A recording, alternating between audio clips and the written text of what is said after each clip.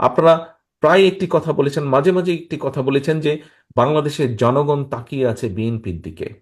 বাংলাদেশের জনগণ বিএনপির দিকে তাকিয়ে আছে, এই কথাটা যদি আপনি বিশ্বাস করেন তাহলে তার পরবর্তী আপনার কাছে প্রশ্ন আসবে কেন তাকিয়ে আছে।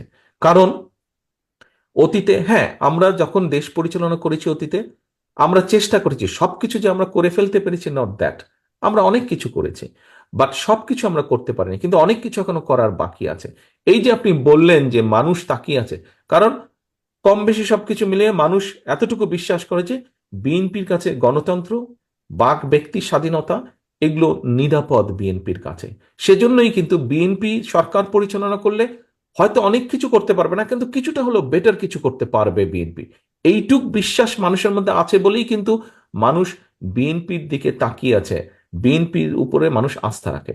কিন্তু প্রিয় সহকর্মী, প্রিয় নেতৃবৃন্দ, আজকে এই ঘরে আপনারা যারা বসে আছেন, আপনাদের সাথে আপনাদের আরো যারা লক্ষ লক্ষ সহকর্মী যারা এই ঘরে নেই কিন্তু ছড়িয়ে ছিটিয়ে আছে সমগ্র সিলেট বিভাগে, আপনারা প্রত্যেকেই কিন্তু বিএনপির প্রতিনিধি। আপনাকে দেখেই কিন্তু মানুষ বিএনপিকে বিচার করবে।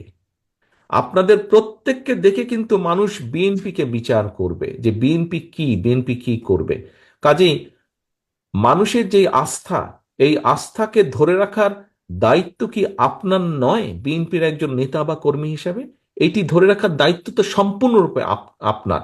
এটি জনগণের কিন্তু এই দায়িত্ব না ধরে রাখা। জনগণের আস্থা ধরে রাখার দায়িত্ব আপনার। আপনার উঠা বসা, কথাবার্তা, চলাফেরা, কাজকর্ম সবকিছুতে এমন কিছু একটা থাকতে হবে যেখানে জনগণ আপনার উপর আস্থা রাখবে, আপনার এলাকার মানুষ আপনার উপর আস্থা রাখবে।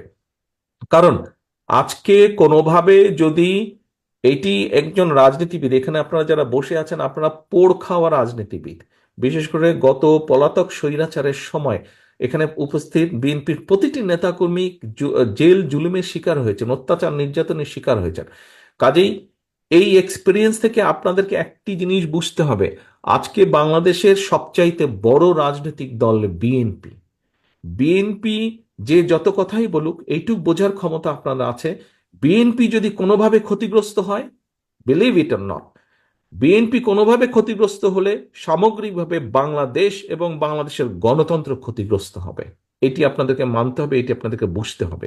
কাজেই প্রিয় সহকর্মীবৃন্দ, আজকে শুধু আপনার নিজের স্বার্থে আপনাকে ঠিক থাকতে হবে যে তা না, আপনাকে ঠিক থাকতে হবে, আপনাকে ঠিকভাবে আচরণ করতে হবে, আপনাকে ঠিকভাবে উঠা বসা করতে হবে, কথা বলতে হবে আপনার নিজের স্বার্থে, যেমন একইভাবে এই দেশের গণতন্ত্রের স্বার্থে, একইভাবে এই দেশের মানুষ এবং দেশের স্বার্থে আপনাদেরকে সঠিক ভূমিকা পালন করতে হবে।